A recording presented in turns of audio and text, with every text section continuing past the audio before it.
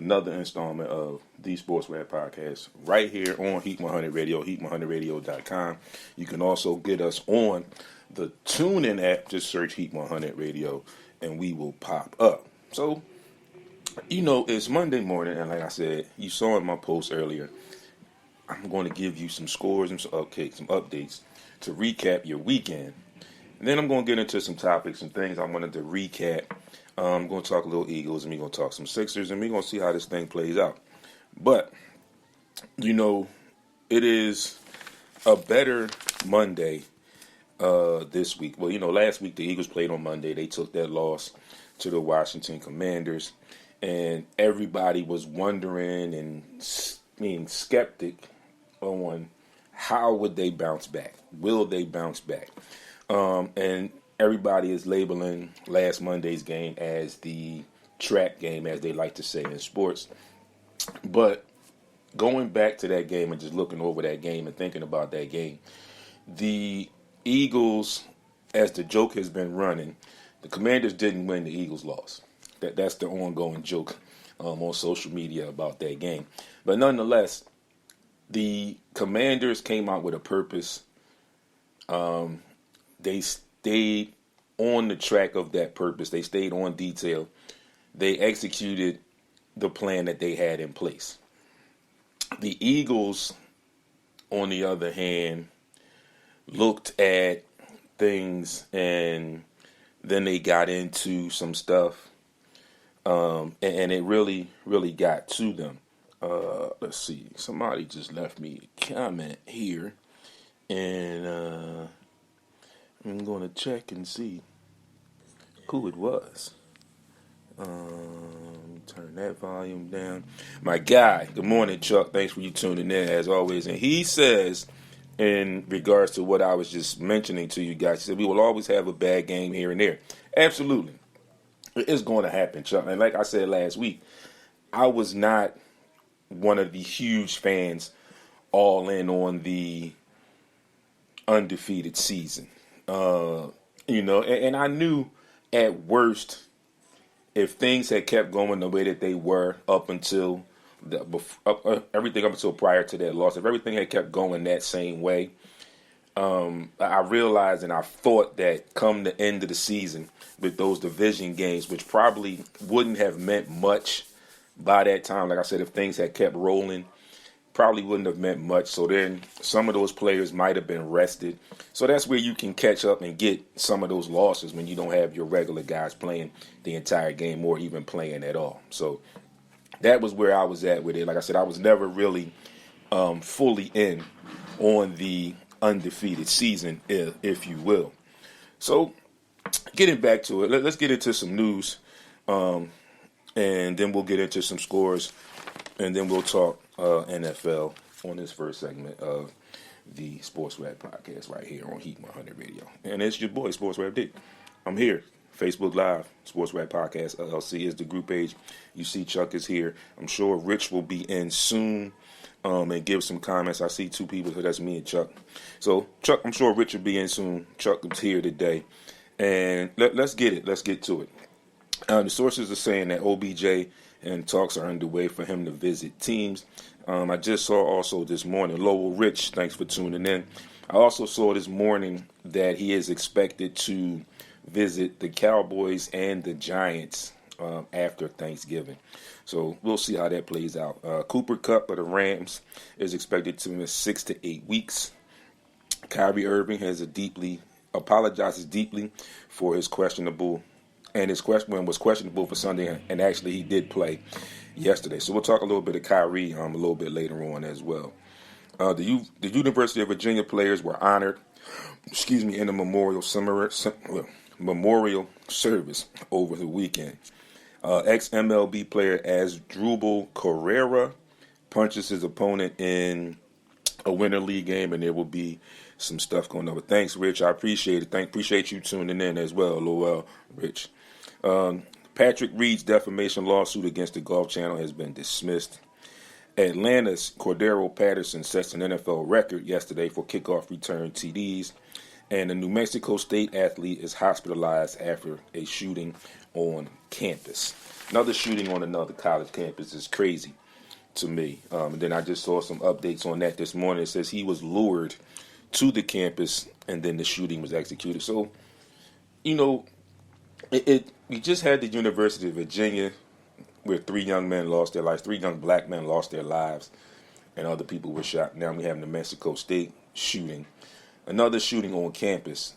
You know, a lot of people actually thought that it was just, as we like to say, hood stuff going on in individual hoods, lower income hoods and things of that nature, but it's not. It goes on all over the place.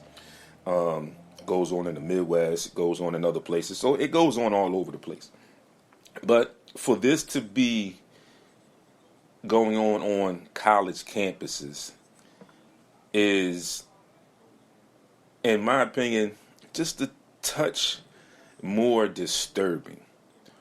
And I say that due to the environments. When we talk about, let's talk about the stuff that goes on in the neighborhoods, in the inner cities, or whatever, the urban cities, whatever you want to call it. When it goes on there, that environment is more open. Okay? And when I mean it, I say people are freely roaming around, going to work, doing other things, running around, or people are just out chilling, relaxing, depending on whatever they're doing. But it's a little bit more open environment. You would think on a college campus, it's a little bit more controlled environment. In a lot of those places, you have to show ID to get in. You have to go to class, and visitors are usually screened and all that kind of stuff. So it's a little bit more controlled, when you would think that these types of incidents would be a little bit more difficult to execute. But apparently we are seeing over the past 2 weeks that it's not. And these things are happening. So people, we need to be aware of these things. If you have kids in colleges now, and you probably, as a parent, probably never even thought about this extreme, call your kids. Make sure that they're okay. Make sure that they are paying attention to their surroundings, paying attention to the people around them. Because, again, this could happen anywhere. And I say this to my 14-year-old all the time. Listen, pay attention to your surroundings. And we can even stretch as far back as the Shankwalla Robinson situation. Pay attention to the people that are around you, because everyone is not your friend. I always tell him, you're with your friends or your so-called friends. It's up to you to get a read on them and figure out their intentions, their true intentions as being your friend. But I've always also said, if you're with these friends or so-called friends and something's going on and you don't feel comfortable, you don't feel right about it, no problem. You take a dive, not a dive, but you take a turn and you go the other way. Lead them there to deal with that nonsense. Because once you get in it, excuse my language, but once you get in it, it's hella hard to get out. And in those type of situations, in more ways than one, you will know who your friends are. If you walk away and these people still talk to you, or they come and ask you, or someone says, yo, you could have told me, whatever happens, you'll find out who your friends are in more ways than one in those types of situations. So again, if you got kids that are out here in the streets, going to school by themselves, coming home by themselves, have them text you or something when they get home. They're always on their phones anyway. If you're at work, like I do with my son, he sends me a text every time he goes in the house. But I also have a Ring doorbell, so I'll see him go in the house when I'm paying attention, because I'm usually at work.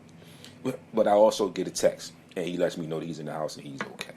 So again, here in the cities, whatever. But now, since it's broadening and getting stretched out, call your kids on college campuses. Make sure they're okay. I'm sure a lot of them will be traveling home for the Thanksgiving holiday. But when they come home for the holiday, sit down and talk to them. Have these conversations with them about these situations, even if they're not at any of these schools that are directly affected by these situations.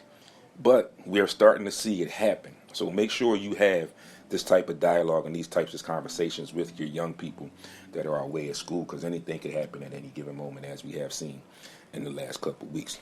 Moving on to our scores from yesterday. Like you said, I'm going to give you some NBA and some NHL scores, and I'm going to go into the football scores for week 11, and we're going to talk a little bit about some of these games.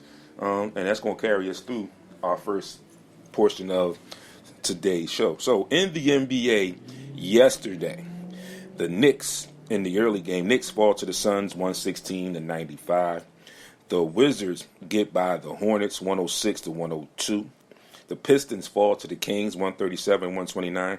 The Kings are somewhat of a surprise team this season right now. They've beaten a couple teams, although they're kind of in that same bottom half of the league where the Pistons are, but they beat them again, and they beat someone else last week. I forget who it was, but the Kings are a little bit surprising this year. The Cavs get up on the Heat 113-87. The Warriors get by the Rockets 127-120. The Grizzlies fall to the Nets 127-115 in the return of Kyrie Irving. The Mavs just don't have enough to get by the Nuggets in a nail-biter 98-97. The Nuggets take that. And the Lakers get up on the Spurs 123-92. In the NHL yesterday, 2 games on the slate, both identical scores. In Game 1, the Panthers fall to the Blue Jackets 5-3. And in the second game, the Penguins beat the Blackhawks 5-3. Yesterday, the number 1 ranked UNC Tar Heels, my guys, NCAA men's, took on James Madison. They take that game 80-64. That is it for your NHL, and that I will give you the schedules for today for the NHL and NBA before I close out at the end of the show when I give you my picks, right after I give you my picks for Week 12. Moving on to scores from Week 11, which goes back to Thursday, November 17th. Thursday Night Football, Green Bay falls 27-17 to the Tennessee Titans. The game starting yesterday, Chicago falls to Atlanta 27-24. Buffalo in a strange situation where this game had to be moved to Detroit because of the weather in Buffalo. I just heard reports, I believe this morning, they had 70-something inches of snow in Buffalo. And then, ironically, the Bills go back there this Thursday to play the Detroit Lions on Thanksgiving. But anyway, Cleveland and Buffalo. Buffalo takes that game 31-23. In a nail-biter, one that I'm sure had a lot of Philadelphia Eagles fans. Let's see, how many words can I come up to describe the different scenarios that I envisioned fans feeling when I was watching the game? Disgust, disappointment, disturbed, angry, shocked. And the list could probably go on, but those are just a few. Tight game. Eagles take that game 17-16. I'm definitely going to come back and talk about that game once we get through the rest of the scores. The Jets have an awful outing after playing so well the last couple of weeks. They fall to New England on a walk-off punt return touchdown 10-3. The Rams fall again to the New Orleans Saints 27-20. The Giants fall to the Detroit Lions 31-18. Baltimore gets by Carolina 13-3. Washington beats Houston 23-10.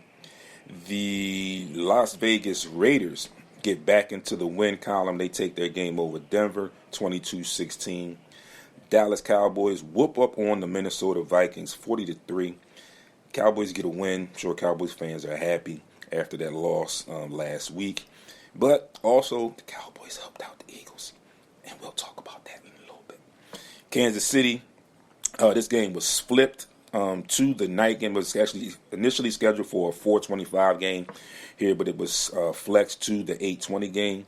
So at the 4:20 game that took its place, Cincinnati and Pittsburgh, Cincinnati took that game 37-30. And then that nightcap that was flexed, like I mentioned to you, Kansas City gets by the LA Chargers 30-27.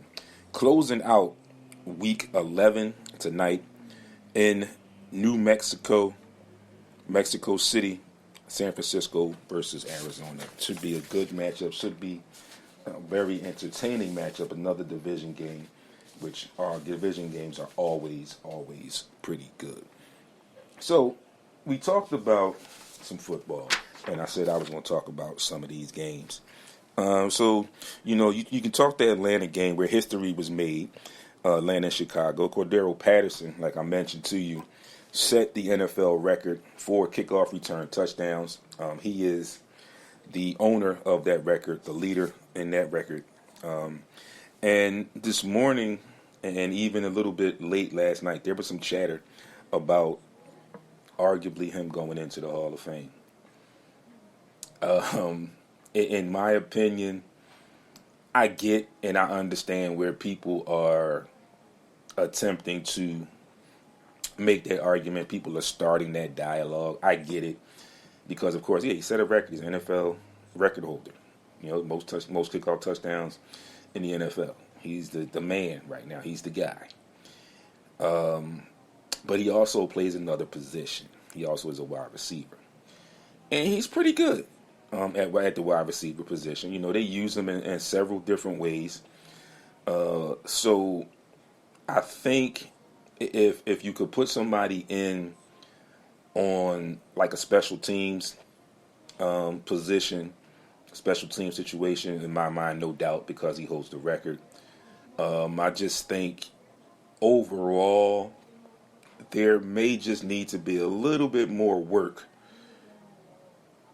in the overall general football scheme of things. And like I said, I'm not saying that he's bad or anything. He's a solid receiver for Atlanta. Solid. He was solid when he was in Minnesota. But I just think that his body of work, as far as generally speaking, on the offensive end, could use a little bit more sprucing up.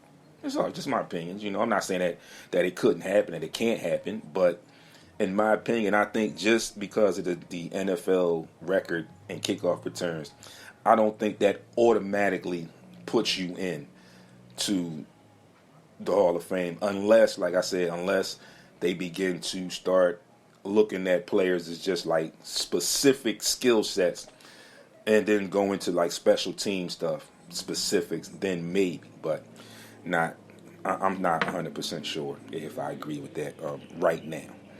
My opinions could change, and I gave you my reasons why, and then, like I said, it could change somewhere down the line. You looking at that game, and it's like almost a meaningless game, but it was great to see a record broken in that game. The strange game, like we said, the Cleveland at Buffalo, it was supposed to be in Buffalo, but Buffalo got that storm. Let's see. Getting back to the Cordero Patterson, we got a question. Nate Phillips, good morning. He says, good morning, good brother. Do you think he is better than Devin Hester was on special teams? That, Nate, is a really, really good question. It's a really good question, Nate. To answer your question, though, I'm not 100% sure because I believe Devin Hester did both punt returns and kickoff returns. I haven't seen much of Cordero Patterson on punt returns. His specialty thing or whatever is the kickoff return. So I haven't seen much of him as far as special teams, as far as punt returns and kickoff returns. And I believe, if I remember correctly, Devin Hester did both. And then also, Devin Hester was more in that role of that special teams guy. There wasn't a lot of other offense from Devin Hester. So if you just focus on that, the special teams aspect, I think I might give a little slight edge to Cordero Patterson, like I said, because he's used more. But if I was just focusing on the special teams, just special teams, I don't know, Rich. I mean, I'm kind of back and forth. Like I said, if we're talking just special teams now, I may have to give Devin Hester an edge. Overall, if we're going that way, special teams and other offense, I would have to go with Cordero Patterson. But again, I'm guessing, Nate, that your question was he better than Devin Hester? And we're speaking in terms of special teams. If we're speaking in terms of special teams, then I would say I would give my edge to Devin Hester, like I said, because I believe Devin Hester did both. I think Devin Hester did punt returns and kickoff returns. And as of right now, Cordero Patterson just does kickoff returns. Here's my answer for you, Nate. You want to chime back in with anything else, I'm here, so you know how we do. You are always tuned in, and you know what we do and how we do here on SportsRap. Again, but okay, yeah, just special teams, yeah. So in special teams, thanks for responding in on that, Nate. If I go special teams, I'm going to swing Devin Hester, and I would swing Devin Hester because when you look at the kickoff returners and the punt returners, you look at the special teams, you have to have a special knack for that. You have to have a special skill set for that because obviously you're catching the ball from the air, not being thrown, it's kicked. And then you've got people running at you on both instances, kickoff returns and special teams. So you've got to maintain your composure. You got to find the ball. If you're not fair catching, you got to maintain the catch and all that with bodies running around you, and then you got to figure out a way to either gain some yardage or whatever. So if we're just going special teams, Nate, I think Devin Hester gets my edge in that. So again, getting back to this Cleveland-Buffalo game, I believe they said it was like 70 plus inches of snow in Buffalo. So they had to have the game moved. Good thing that, ironically, Detroit was out of town, so they used Ford Field, and they played in Ford Field, and Buffalo took that game. But, in moving that game, it's a little weird. It just seemed weird when you had two teams playing in another team's stadium. But, again, the circumstances were beyond their control, and it had to be done to continue with the schedule and move the schedule along. So it was done. I mean, it was not a real big deal for me. It was just a little weird seeing it. But ironically, again, like I mentioned, the Bills, I think, Buffalo goes to Detroit this Thursday again. So they go home. Why are they going home? I really don't know. With all that snow, I wouldn't go home. But they're supposedly going home, and then they'll be back in Detroit on Thursday to play the Lions in Ford Field once again, where they will be the visitor. Yeah, Buffalo is playing. Nate, they are. They going back this Thursday and play them there. So, with that being said, folks, we move along to our Philadelphia Eagles.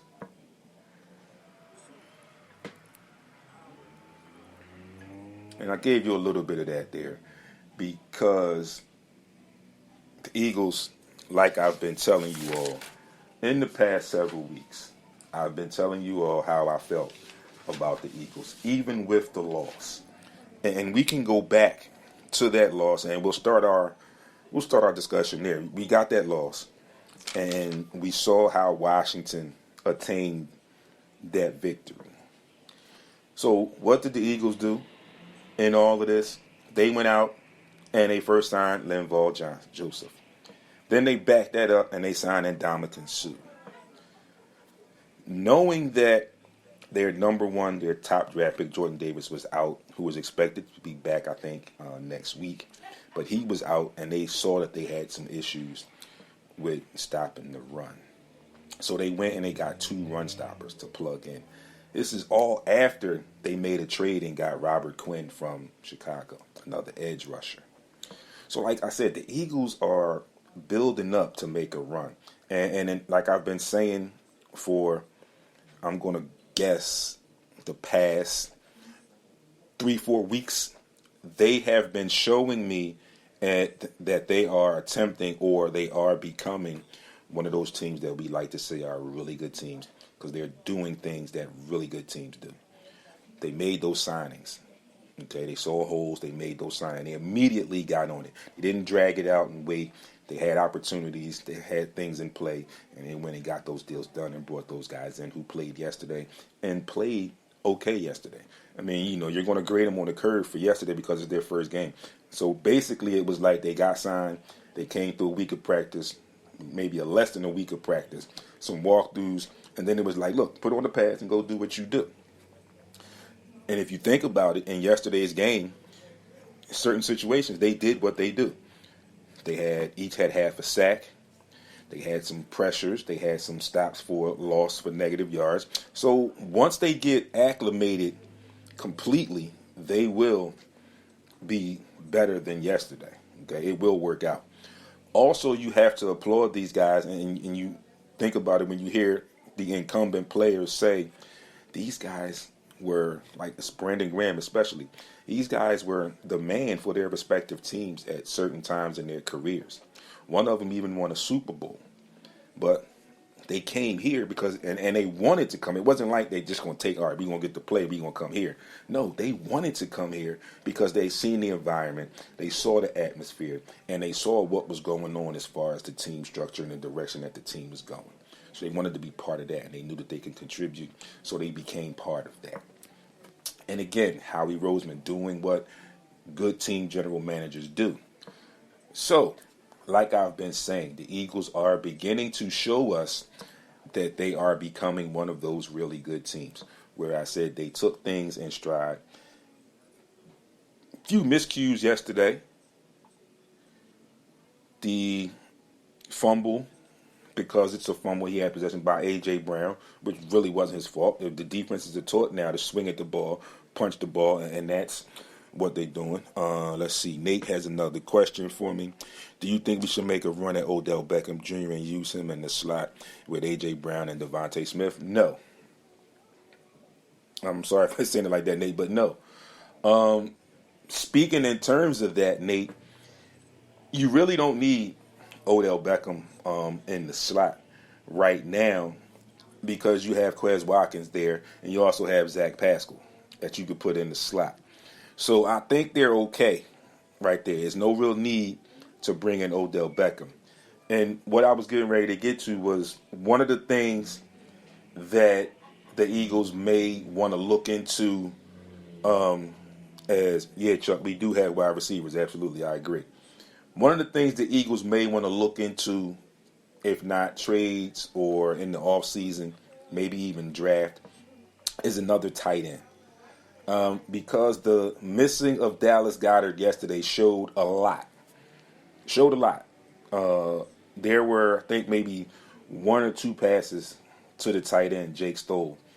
But there was basically no activity from the tight ends as far as in the offense as there normally is with Dallas Goedert because he maneuvers in that middle of the field and starts to open some things up for the guys on the outside and some for the running game as well.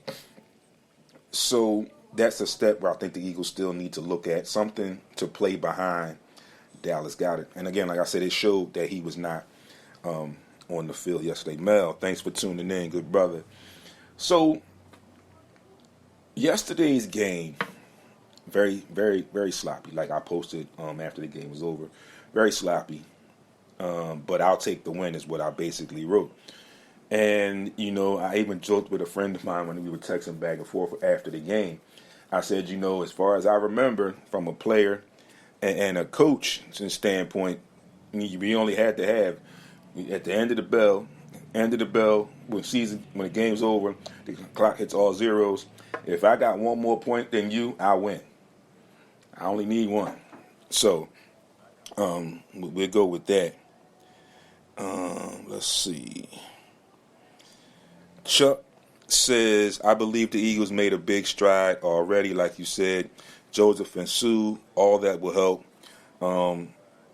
They draft Grant Calcaterra. Hopefully he will become something this year. Yeah, and like I said, he's still young. And I almost forgot about him. Thanks for reminding me of him, Chuck. He's still young. He has the possibilities. My guy, Baldy, what is going on, good brother? Thanks to see you tuned in. Calcaterra, I think he can develop into something. Again, he's young right now. And I think some of what the coaching staff might have been thinking was to put him in that situation where he was, for lack of a better phrase, filling Dallas Goedert's shoes might have been a little bit much for him. So they kind of spoon-fed him and brought him along and gave him specific things that he needed to do within the game. So I think that was part of the reason why he didn't get a lot of passes or anything like that or whatever. But whatever the case may be, games like that are games that really good teams win. Those are games that really good teams are able to take advantage of and come out victorious, where they were given opportunities. Mind you, the defense, as always, like I said, Claude, thanks for tuning in.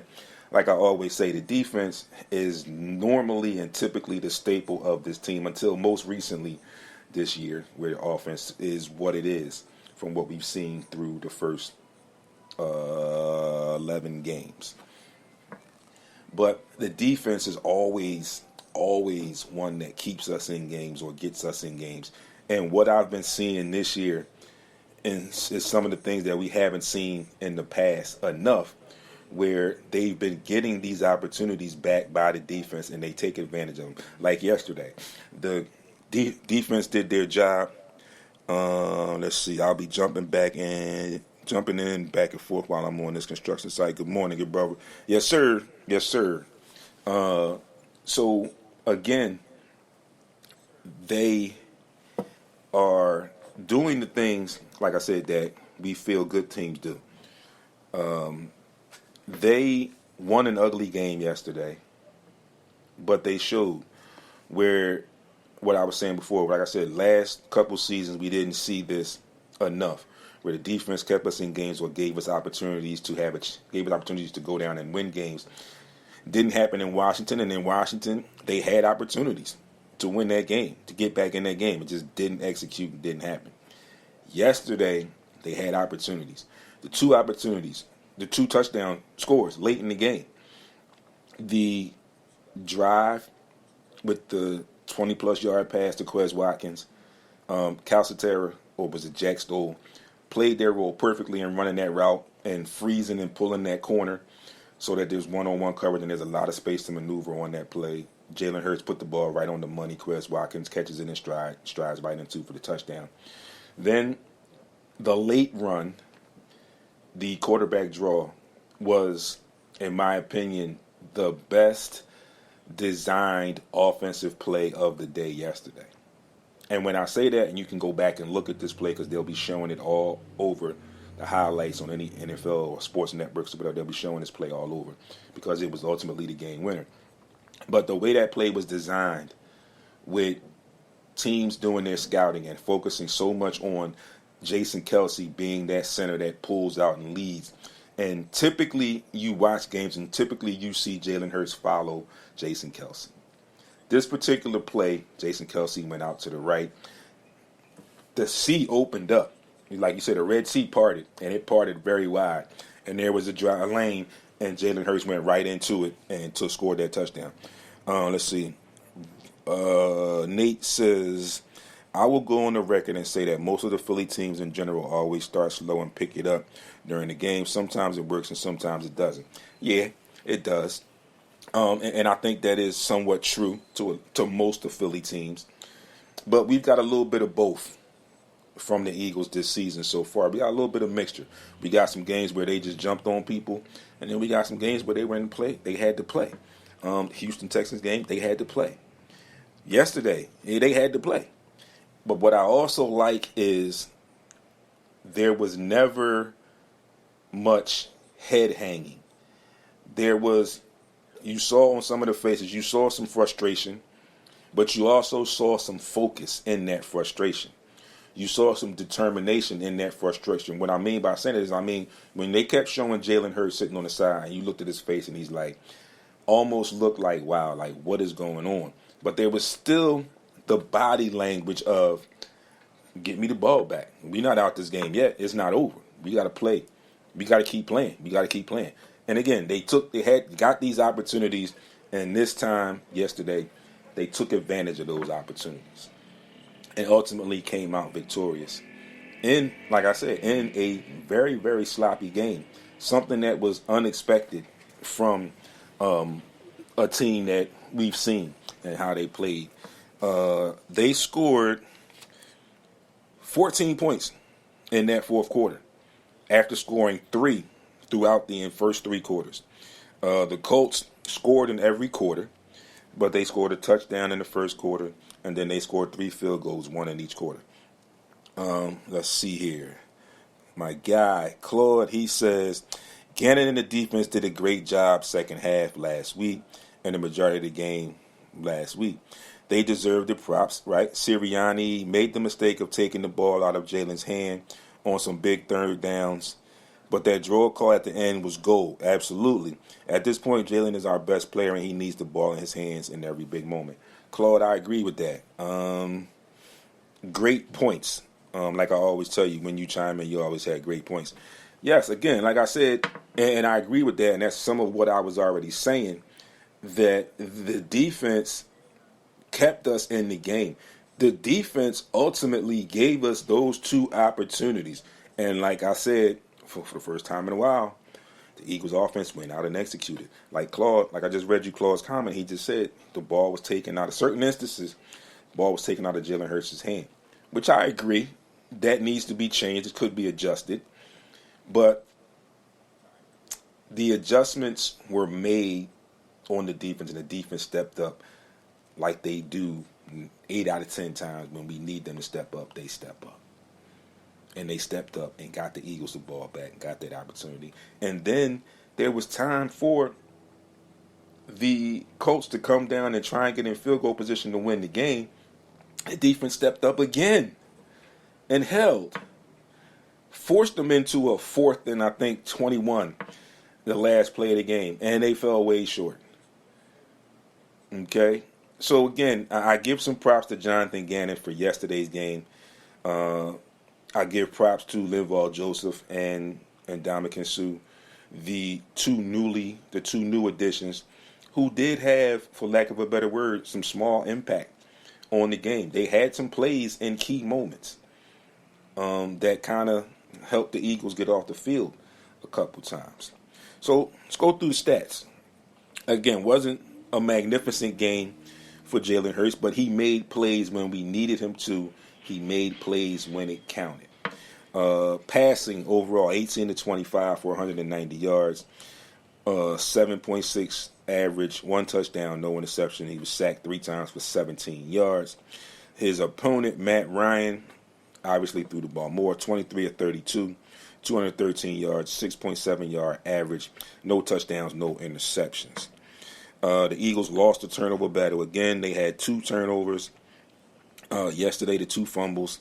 The 1 fumble by Jalen Hurts and then the second one by A.J. Brown. And neither one of those were like guys that just dropped the ball. It was pressure on Jalen Hurts that he didn't see or didn't feel, and the ball got knocked away. And then again, just great defense on one side of the Colts with the A.J. Brown play. Nate says, I was watching the game, post-game interviews. Do I think Nick is making a bid for Howie Roseman to create a spot for Frank Reich here in Philly? Arguably, yes. That was immediately talked about shortly after his removal from Indianapolis, where he may come in a role of like a consultant right now, which I think will be a good thing. I think there's that loyalty to him. You know, Sirianni in his post-game press conferences, he said some great things about Frank Reich, and he also went and said to the reporters, you really don't want to know how I feel about the situation and how it played out here. So there's an affinity there for him. There's a love for him. There's a lot of respect also for Frank Reich. So yeah, Nate, it's possible, but again, that has already been talked about, like right after he was removed, as possibly bringing him in as a consultant in that type of role. So, like Claude said, Jalen Hurts is our best player. We look at our rushing yards, and Jalen Hurts was our leading rusher yesterday. 16 attempts for 86 yards. He had a 5.4 yard average, 1 touchdown, and his longest run was that 123-yard run that sustained that drive before the touchdown to Quez Watkins. On the On the receiving side, on the other side of the ball, on the other side of rushing, you had Miles Sanders with 13 rushes for 47 yards. You look at the receiving core. Devontae Smith, 9 targets, 6 receptions, 78 yards, 13-yard average. His longest was 24. A.J. Brown targeted 7 times, 5 receptions, 60 yards, 12-yard average. His longest was 29. Quez Watkins was 2 for 2, 31 yards, 15.5-yard average, 1 touchdown. His long was 22, and I think that 22 was on that touchdown. Zach Pascal, who also made a decent play, 101 for those 9 yards, and a key play in that drive. Overall, the Colts had the ball possession longer than the Eagles. They had the possession 30 minutes, 38 seconds, leaving the Eagles with 29.22.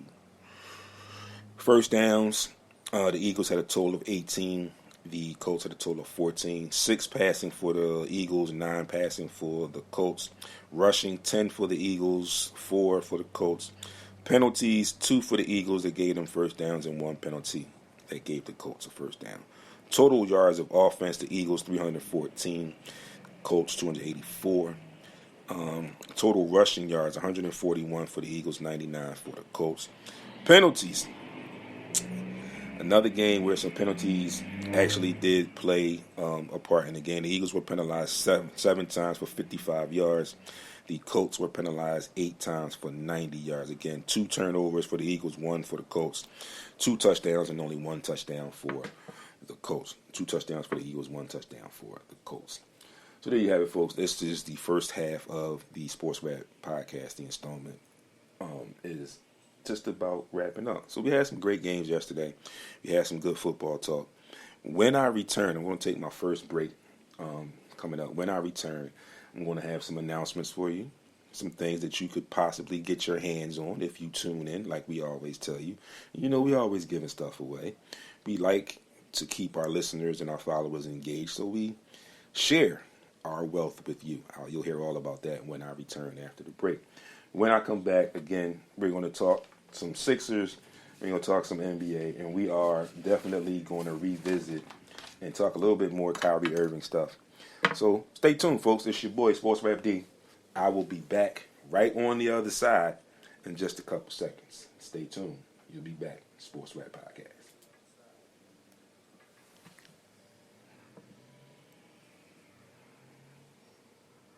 SportsRap Podcast. So again, thanks for everybody that tuned in earlier. Rich Lowell, Melvin Chappelle, Claude Robinson, my partner, Aaron Baldy Moore, Nate Phillips, anybody else that I missed. I might have missed somebody. If I did, apologies for that. But nonetheless, we are back right here on Heat 100 Radio, heat100radio.com, like I always tell you guys. Also, you can get us on the TuneIn app. Just download the TuneIn app. You can download the free one if you want, and you can still get us. Just download the app, search Heat 100 Radio, and we will pop up, and you can tune in, and you can be in tune with everything Heat 100 Radio and SportsRap. Or, you can just follow me.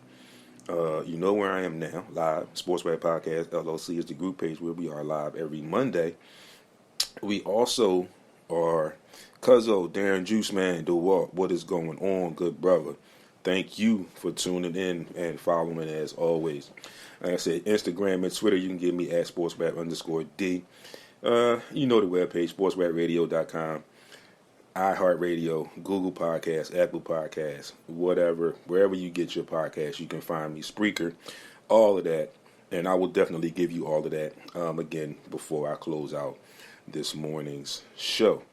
My first roomie, Kenny Gales, thanks for tuning in, good brother.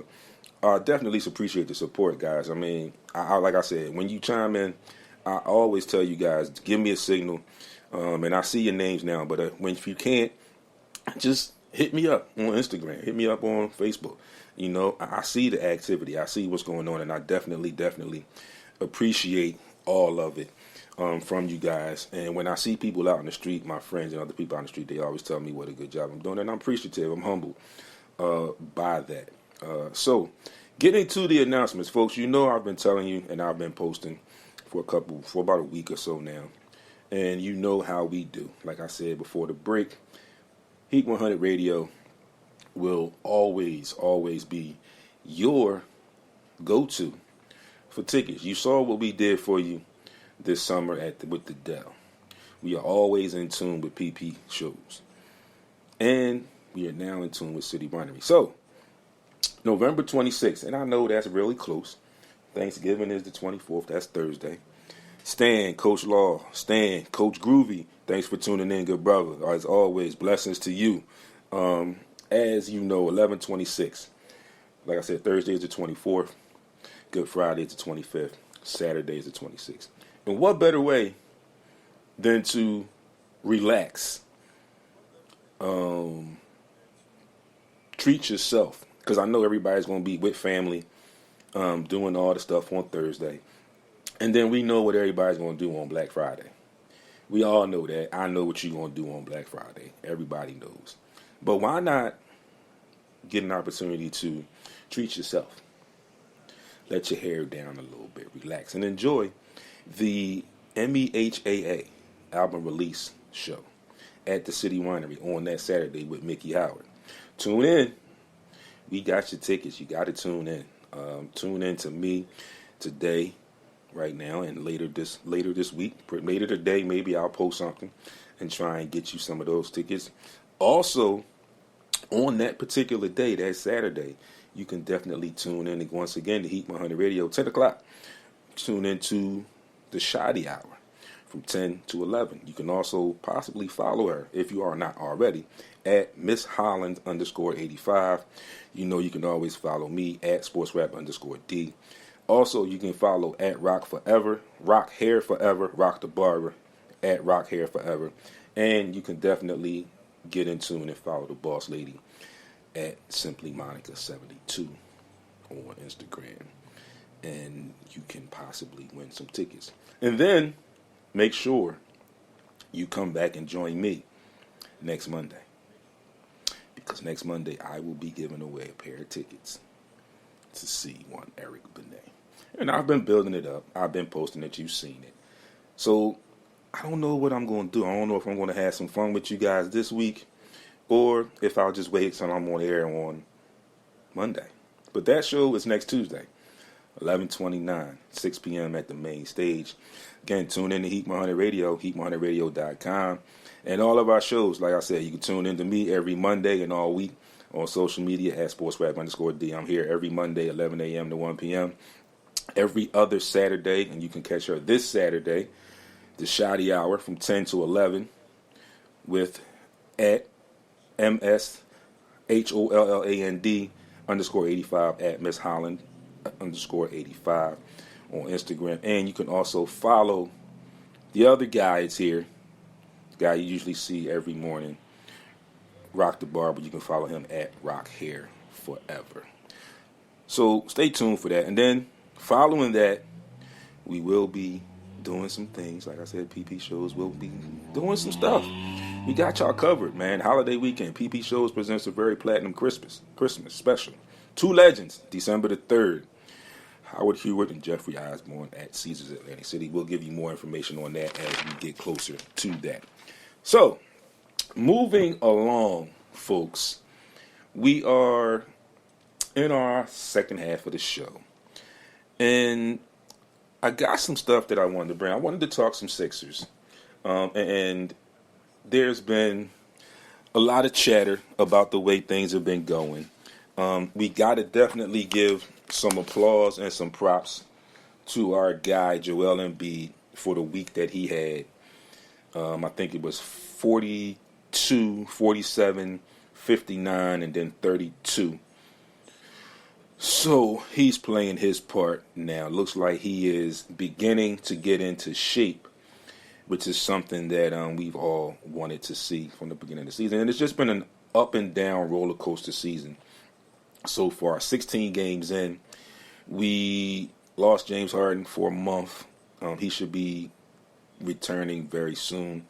Just recently, as of the end of last week, we lost Tyrese Maxey for a few weeks with a small fracture in his foot. Tobias Harris missed the last couple games.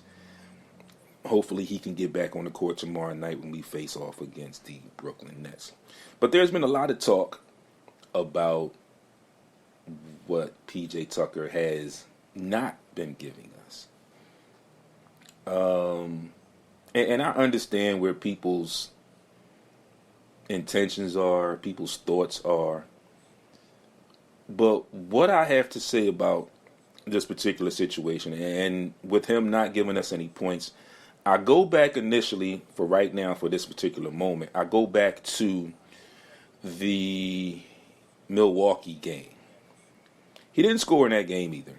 But in that game, he got a couple key rebounds. He made a couple key defensive plays that kept us in the game and allowed us to get in position to win that game, and then we ended up winning that game.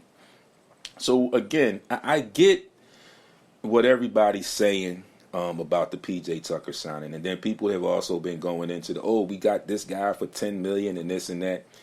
And I'll say this again, like I said in the beginning, during the offseason when it was the speculation and the rumors that PJ was going to be signed, and people were like, we're going to give him $10 million for 3 years, and people began to want to engage me in dialogues and in conversations.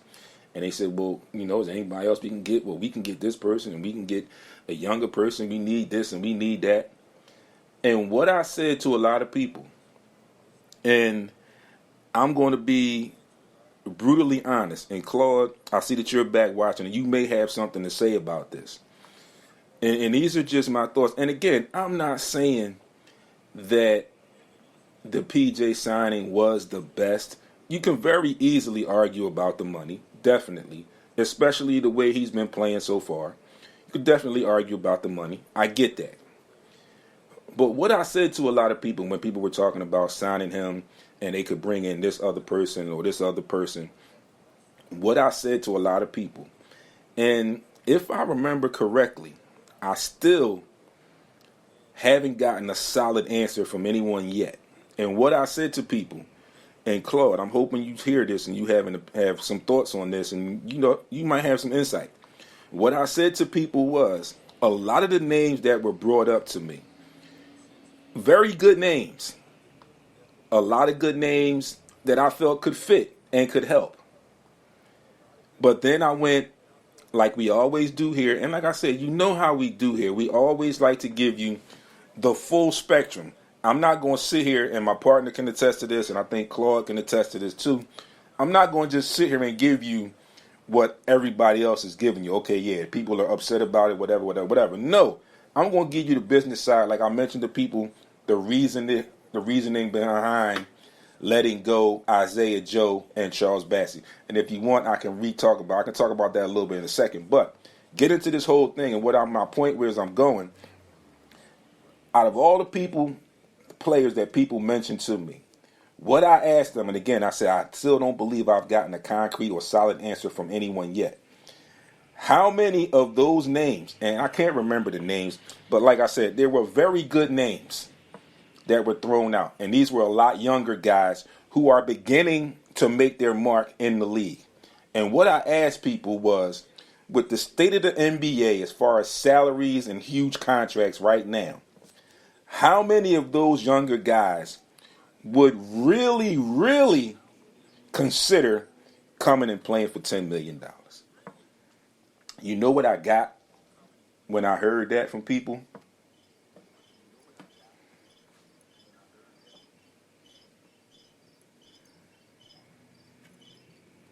I heard crickets. And I still don't believe I've gotten a solid answer. And don't get me wrong. I understand, because I watch the games, I understand and I see how people are where they are and with PJ Tucker and his play, things of that nature. I understand that. I get it. Like I said, I watched the games just like you have. I've seen it. I get it. But again, I say to people, all those young names that you talked about, and like I said, some of those young names I thought were really great names. But again, I also said, with the state of the NBA right now, as far as contracts and things of that nature, how many of those young guys who are starting to ascend, make a name for themselves in this NBA, How many of them would come and play for $10 million? Is a question that I had that I still haven't gotten an answer to. I'm pretty sure I haven't gotten a solid answer from anyone on any particular player that would have came and played for that $10 million. So, folks, 16 games in, you got to give it a chance. You definitely have to bear with it. A lot of people were in a way when Tyrese Maxey went down. I was one of them. And this is where I reiterated some of the things that I said in the offseason, where I felt like the Sixers should have went and played for a legit point guard.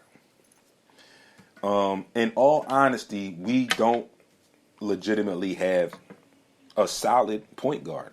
A run the team point guard. We don't really have that on our roster.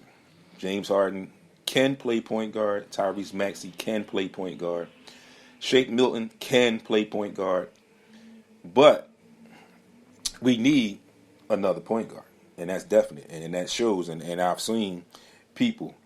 Alrighty. My guy. I knew he would chime in. Claude Robinson. Claude says, what PJ does best doesn't show up on the stat sheet. I agree with that point. This team lacks heart, hustle, and leadership. With the limitations we had in regards to salary, we were limited.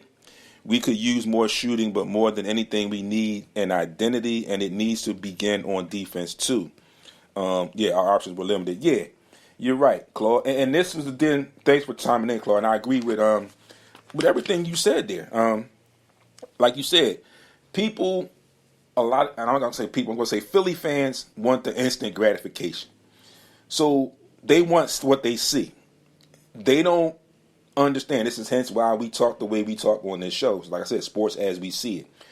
We have listeners and followers like Claude that tune in and give us other insight from where we are when we give our insight. But agreeing with what he said, the stuff that PJ Tucker doesn't always show up in the stat sheet. Like I said, you go back to that Milwaukee game, he got a couple key rebounds that sustained some runs for us, or they got us back into the game and put us in positions to go and take that game, and we took that game. So it's going to come. Again, the money-wise, where we were limited, is another reason why Isaiah Joe and Charles Bassey were let go. Gives the Sixers a little bit more wiggle room now as far as in the trade, when the trade deadline comes or when trade scenarios come up. And if there's some free agents that they can sign later on down the line, it gives them a little bit of wiggle room. So in essence, that was a business decision more so than a basketball decision. But I also agree with Claude, and I said we do need some more shooting. I don't know how long we can stay with the inconsistency of Furkan Korkmaz. Claude says they act like John Morant was coming here on a $10 million mid-level extension. He will pay dividends in that playoff push. Right. My point exactly, Claude. Do you really think that, like Claude just said, they act like John Morant was coming here on a $10 million mid-level extension? No way. It wasn't going to happen. So they believed business-wise, strategic-wise, they filled one of the holes, which was some toughness. They felt like he could come in and maybe create a defensive identity for this team. Hence, they went with P.J. Tucker. I'm just giving y'all the business side of it because I understand it and I see it.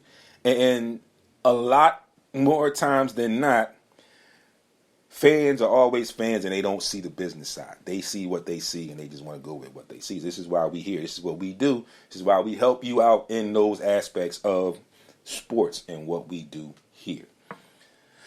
So, again, like Claude just said, you really thought that John Morant or somebody would come here and play for that mid-level exception?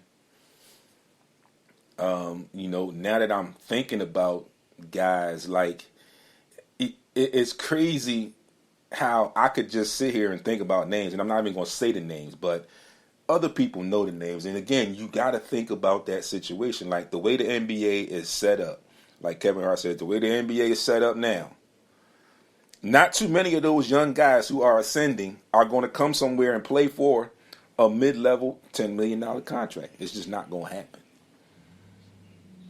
Not more likely than not. It's not likely that it will happen, rather. Okay? Not really going to happen.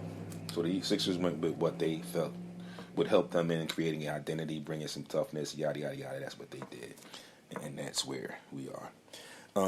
Claude says, and he's referring to the Sixers, he said the mistake they made was going with Pharrell and letting Bassey walk. Yes, I agree with that. Montrez has the attitude, but his athleticism is gone. Yes. And I think Montrez felt the comfortability being as though he got his 6 Man of the Year under Doc. But with different scenarios there, different situations, I don't think he played much center there. And then, like Claude just said, his athleticism is pretty much gone. Montrezl Harrell is not a center. He's a power forward. So now you have to play Paul Reed because you moved Bassey.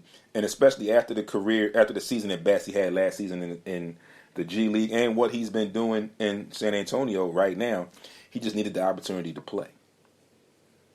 And for whatever reason, he was stuck behind Paul Reed, who also, I think, in my opinion, is not a 5, who could be a stretch, arguably a stretch 4.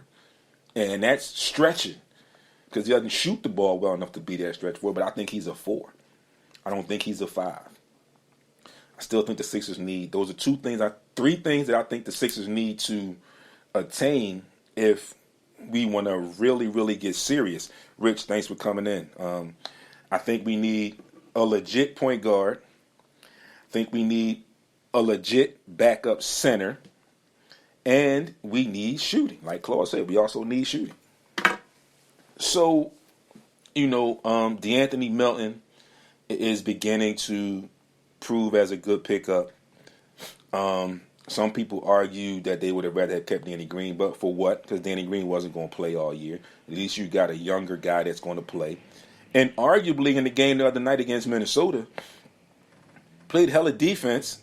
I don't know what his thought process was going into that layup, but that could have put the Sixers up. I mean, if worst case, draw the foul, shoot the free throws. And this is right after you hit a huge 3, you made the defensive play, and then you went and you got your shot blocked. Great defense, but in my opinion, I think at that point, if I'm in that moment, I think I may play for the contact. Not try to miss the layup or anything like that. I'm going to go try and make the layup, but I'm also going to play for the contact. So worst case scenario, I get fouled and I shoot the 2 free throws and get the 2 points that way. It's just me, my thought process, and how I would have attacked or approached the situation. But nonetheless, like I said, folks, I think we need to give it some more time. You saw the big win against Phoenix, big win against Milwaukee. Tight loss against Minnesota. Claude says, Shake is showing right now why they chose him over Joe. They have more faith in him and Ferk. Yes, Melton was a great pickup. People will love him as the season goes on. Yeah, I agree with that. I also think Shake is where he is. Yes, I wish they could have kept Joe as well, because that could have been an addition to the shooting. You're right, Claude. But the thing with Shake, and this is what I said going back to the bubble, I just don't think he's ready to be a full-time legit point guard. I think he's more of a combo. He showed that the other night in the points where he needed to play, he needed to score, and he did. And I actually told someone at work the other day before that game, and I said that the game before that, the Milwaukee game, and then I said he's going to have to start against Minnesota. I said, in the Minnesota game, is like, those are the games where Shake excels, where it's no questions in what he's supposed to do. You're going to get, they're still with him there, and no Joe, and no Beard and no Maxey, and again, no Tobias. They're going to run the offense through Joe. So he played off of that, and he played a very good game that night. So I think those are the games where he excels, where there's no questions about what he needs to do. And Shake is getting better. Like I said, I just don't feel all that comfortable with giving him the key, saying, you're my point guard, run this offense. I just don't think he's that. I think he's more of that combo guard, which he has shown us, shown us in moments throughout his career here. So, Sixers back in action again tomorrow night against the Brooklyn Nets. And, here in the city, we all talk about, and we get on social media, and we all go back and forth about Sixers this and Sixers that. The fans go back and forth. And we also can revisit, and a lot of things that I've been joking about, and I'm having fun with it. Yeah, that's what I said earlier, Claudia. He's not a point guard. We literally have none on this team, and even when we're healthy, we don't have a point guard. I'm getting an announcement here, and I'm stopping here to get this alert. And it says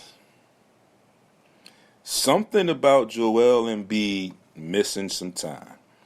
Let me find it, and then I'm going to get it to you guys and bring it to you, because we're going to talk about this. And if this is happening right now, this is really, really going to be a sad state for the Sixers.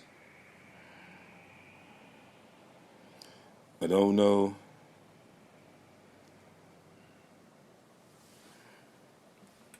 Okay, so it's just saying that he's going to miss the next two games. He's going to miss the game tomorrow night against the Nets, and he's going to miss the back-to-back in that between that and the Hornets. That's all I have for you right now. I will get more information for you. So going into the Brooklyn Nets game tomorrow night, the Sixers will be without Tyrese Maxey, Joel Embiid, and James Harden. So hopefully Tobias Harris can get back on the court and be able to give us a lift or something in that nature. But that's not good news at all. The 8-8 record, it is what it is. And we see what's going on. Like I just gave you that news. Joel Embiid is going to miss tomorrow night, and he's going to miss the back-to-back between tomorrow night and the next night between the Nets and the Hornets. So, I was looking at hoping to get a 2-0 run there, so we may arguably get a split in this. Kyrie Irving is back, so it's going to be really, really tough tomorrow night. Let's see. Claude says, yeah, I knew he got hurt on that play against the Wolves. Yeah, he toughed it out.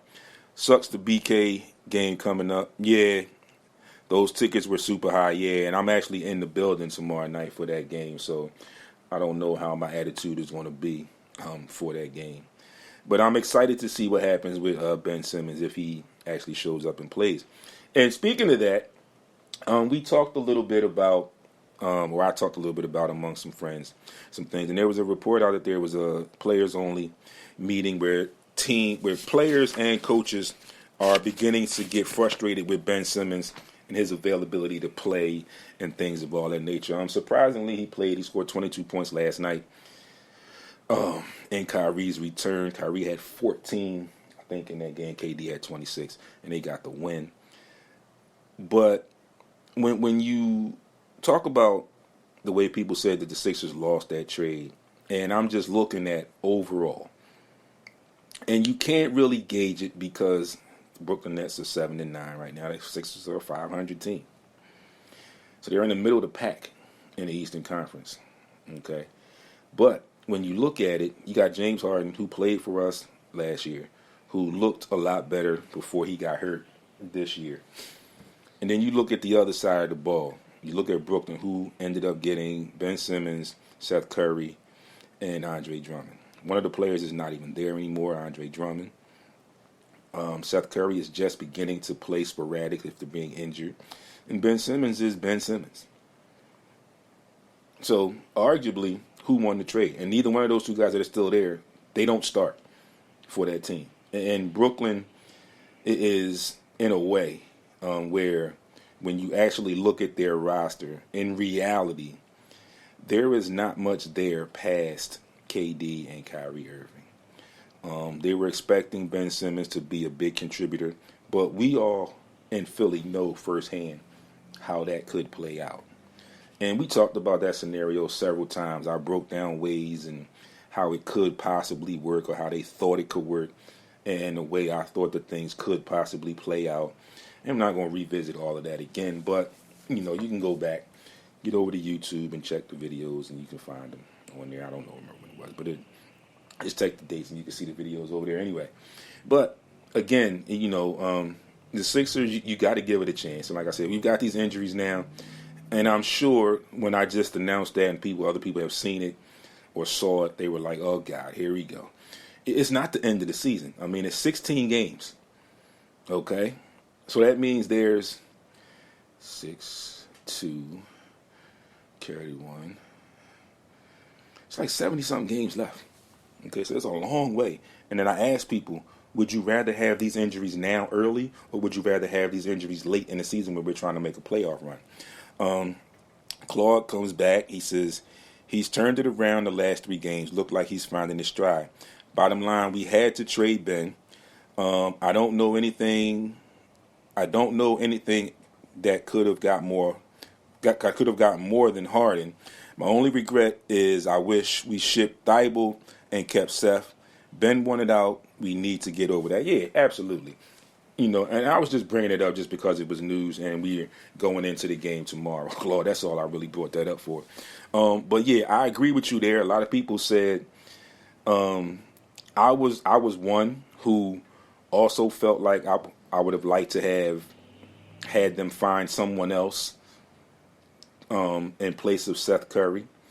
In my opinion, the time that he was here, he was arguably our most consistent player. People argued about his play and him being small, and I said to people, you have to understand something. And I get it. When we got him, he was a backup player. He was a role player, yeah. But when he came to this team, to this roster, it was a no-brainer from the way he shot the ball that he would end up being the starter from what else we had on the roster. It just happened that way. And like I said, for the short time that he was here, regular season and playoffs when he played, I felt like he was our most consistent player overall. And I would have liked to have kept him. And there was also talk about bringing him back, things of that nature. It just didn't happen yet. It still could possibly happen. But nonetheless, like Claude said, and I just read you the comment, we had to get rid of Ben. And in the Nets situation, the Nets whole thing was, if you give us Ben Simmons and we saw what he did and what he didn't do and how the situation played out, now we give up James Harden, another one of our scorers. And in their minds, I'm believing this is part of what went through their minds. We don't know the exact health of KD, who has been hurt the last couple years going into this year. We don't know what's going on with Kyrie Irving. He could be absent at any given moment, any given time. So they felt like they needed to, and Joe Harris was coming off an injury. So they saw what I saw in Seth Curry. He can score the ball. He was consistent. We'll take him. Okay. And then they threw in Andre Drummond because they needed somebody to combat against Joel Embiid. And then they gave up the draft picks. Okay. But again, now you look at that Nets roster, and again, like I say, Seth Curry's been inconsistent as far as playing time. Ben Simmons has been, we know what he's been.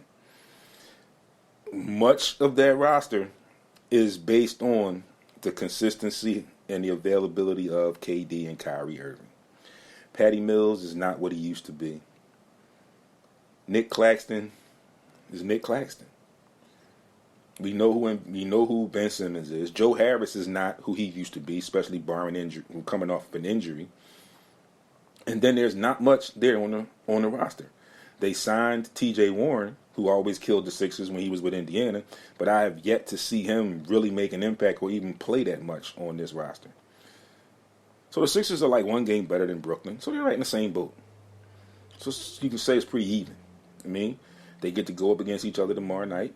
Sixers got some key injuries, so it's going to be tough. But I just want to see a fight. I don't want them to just go in there and say, all right, we down some people, we just want to do what we do and go through the motion. No, I want y'all to play like y'all can beat these dudes, and I know y'all can beat these dudes.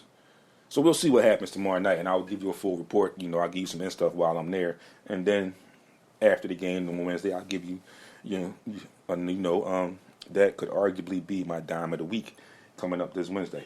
So with that being said, folks, we are wrapping up again, closing out week 11. Monday Night Football tonight from Mexico City, San Francisco, and Arizona. You've got the World Cup going on. The U.S. Team faces off against Wales at 2 p.m. today on Fox. Also, NHL games today. The Bruins at the Lightning, the Oilers and the Devils, the Flames and the Flyers, the Islanders and the Maple Leafs, the Hurricanes and the Jets, the Ducks and the Blues, the Coyotes and the Predators, the Avalanche and the Stars, Golden Knights and the Canucks, Senators and the Sharks.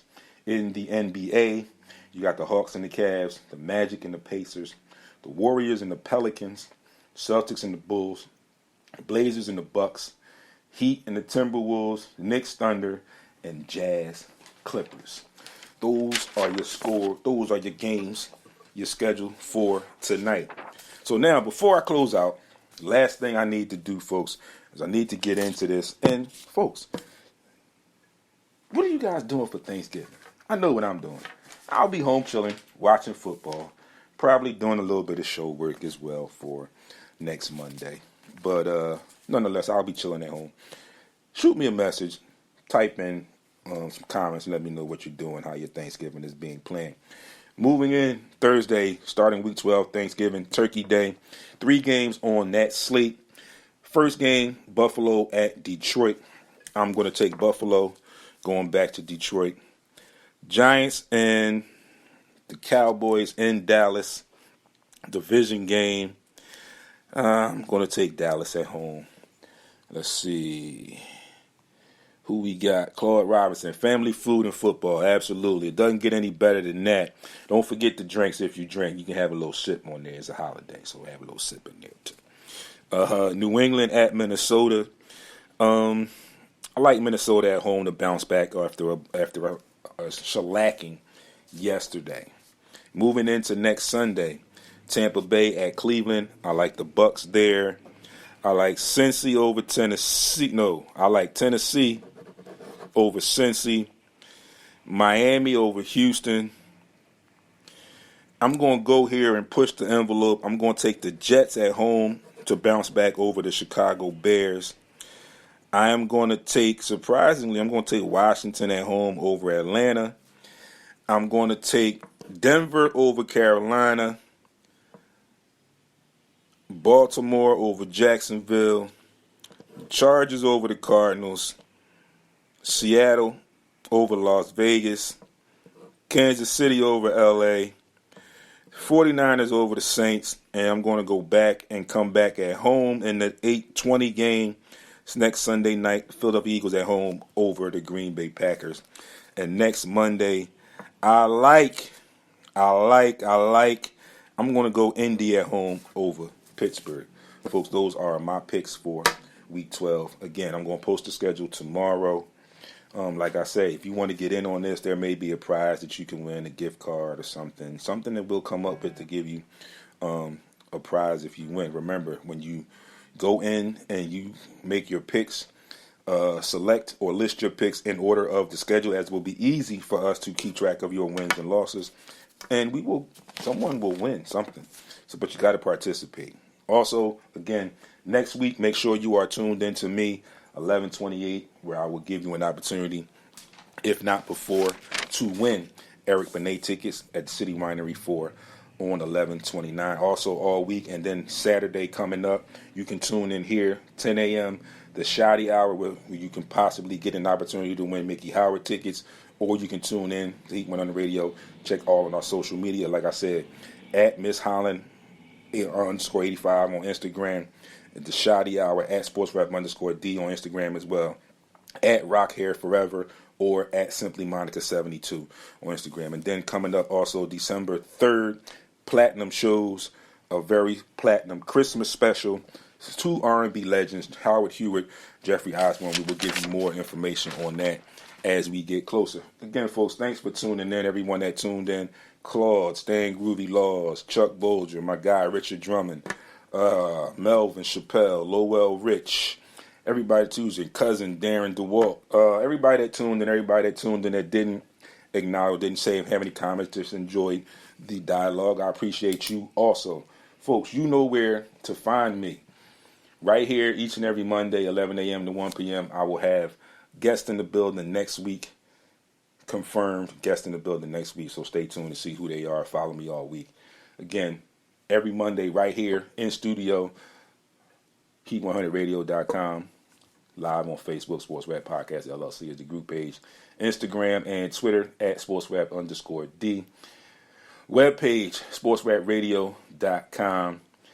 You can get this audio, iHeart, Spreaker, Google Podcast, Apple Podcast, or wherever you get, or most of wherever you get your podcast feeds. And you can also get over to YouTube. Find the channel, SportsRap TV. Listen, when you get there, we need to boost that YouTube channel up. All right, so get over there because all these videos go up there as well. Get over there, subscribe to the channel. Again, SportsRap TV. Subscribe to the channel. Then you know what to do next. What do? You go through, you check the videos, you hit that thumbs up for the videos that you like. Leave me some comments, leave me some dialogue. And then make sure you finally hit that bell so you'll be alerted when new video and new content is up. Again, folks, thank you all for tuning in. It's your boy, SportsRap D. I appreciate everyone. Talk to you all week on social media, and stay tuned how you can win those tickets. I will see you all next week. Thank you all for tuning in. Peace. See you all in a few. And listen, you know what to do. Just tune in. Get your opportunity. Get your chance to win them tickets. It's your boy, SportsRap D. Signing out. Peace, everybody. Thanks for tuning in.